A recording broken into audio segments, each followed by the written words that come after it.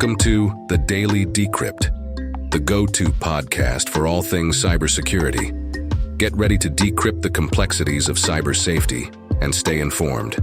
Stand at the frontier of cybersecurity news, where every insight is a key to unlocking the mysteries of the digital domain. Your voyage through the cyber news vortex starts now. Good morning, everyone, and welcome back. Today is Wednesday, February 21st, and we're going to be talking about Pindrop Pulse's pitch-perfect detection of audio deepfakes, proving even artificial intelligence can't fool a digital ear tuned to the nuances of human speech. We're going to be talking about 1Password's acquisition of Kolide, demonstrating that in the quest for securing remote work, it's not just about who holds the keys, but ensuring they're the right ones. And for our final act, we're decrypting the ransomware riddle, showcasing how cybercriminals pick their targets, not with the precision of a sniper, but through a marketplace bustling with stolen data.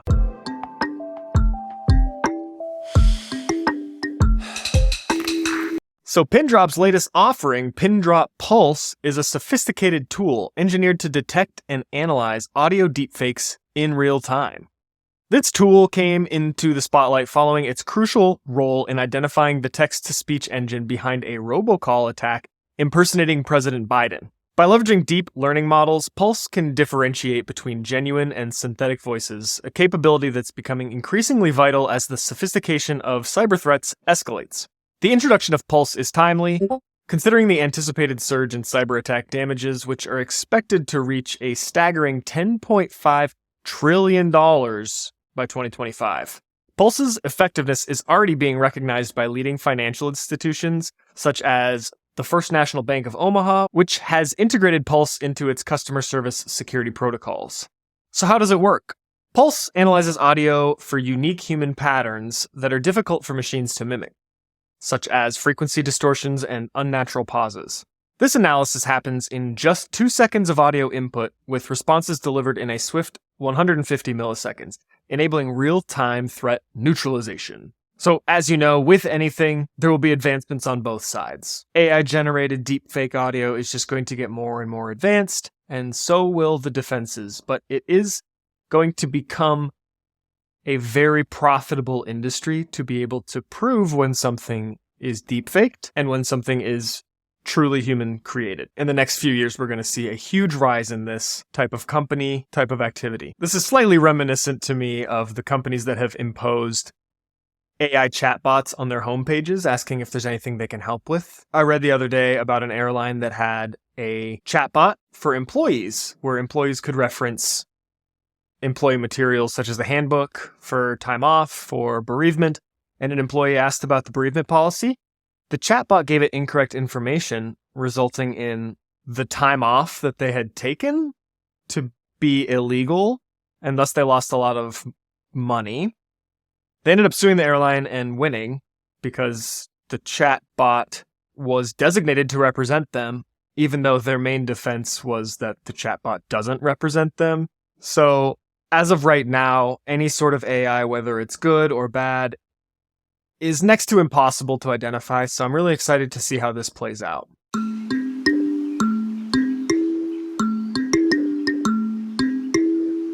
So you all know how much I love password managers, and so far 1Password is my favorite. They just announced that they acquired a company called Kolide, which is a leader in device security and contextual access management.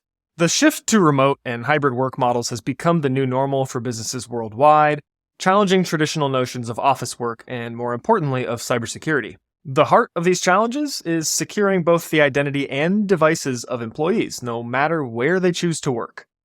It's a complex issue that goes beyond the capabilities of conventional security measures, which were designed for a time when employees worked primarily with the physical confines of the office.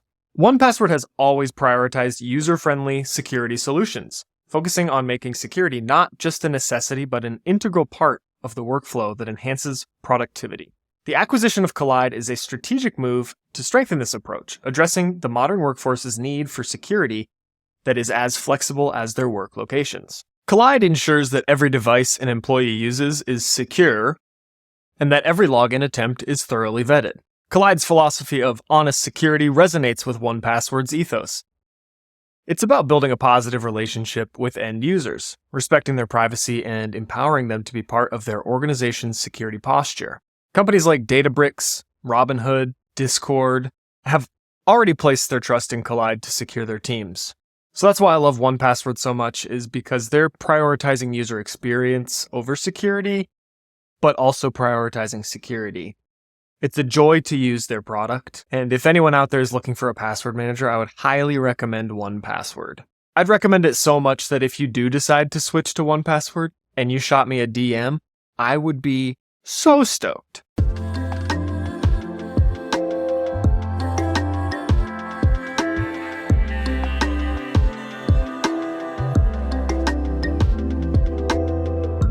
And finally, this is less news than it is just interesting, but a recent article came out on Bleeping Computer that analyzed and explained how ransomware artists pick their targets. And I just found it quite interesting. Ransomware groups often buy access to corporate IT environments rather than just picking the targets themselves. Just like Amazon and any other major company, there's a supply chain. So in ransomware, access to these IT systems is usually obtained from a complex cybersecurity supply chain, where somebody maybe breaks into an environment, creates a persistent mechanism, and then sells that to larger, essentially ransomware corporations. And I think it's essential to think about ransomware artists not as like teenagers in their parents' basements, but they are actually corporations. They have benefits, they have paid time off packages, they have offices with cubicles and all of these things that you might think of when you think of like just a normal company or maybe where you work, except they pay very well. And it's so funny when I learned that they actually even have customer support. So if you're being ransomwared, they provide you a number to call and you will get someone on the phone who wants to help you resolve this issue. They want to get their money and they want you to get your data back. They have reviews online stating, hey, if I paid and I got my data back, stuff like that. It's just very interesting to think about. A significant number of ransomware attacks originate from what's called stealer logs, which are byproducts of infostealer malware infections. These malwares steal sensitive information such as browser credentials and cryptocurrency wallet info. So this is the type of thing that would happen when you click on the wrong link. It's going to run some code that steals your info, login information, etc. So if you click on something on your work computer, they might grab your work credentials and now they might get access to resources. Hopefully your IT department has segmented off the network and taken precautions expecting this type of thing to happen, but there are still so many companies out there that haven't. And it's not terribly difficult to implement. If you are an IT professional struggling to figure this out and you want some tips, feel free to shoot us a DM or a tweet. The article offered some fun insights to read through, but the main theme is that ransomware artists take advantage of easy targets, and they're competing to be the top ransomware corporations in the industry. They're not going after people for political motivations or other things like that. Though those do happen, they're just trying to meet their bottom line. They've got investors. They're just corporations now. So make sure that at a bare minimum, you are not an easy target.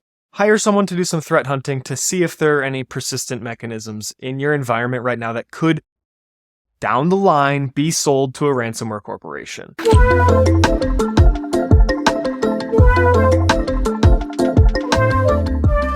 And that's all I have for you today. I hope you enjoyed, and we will talk to you a little bit more tomorrow.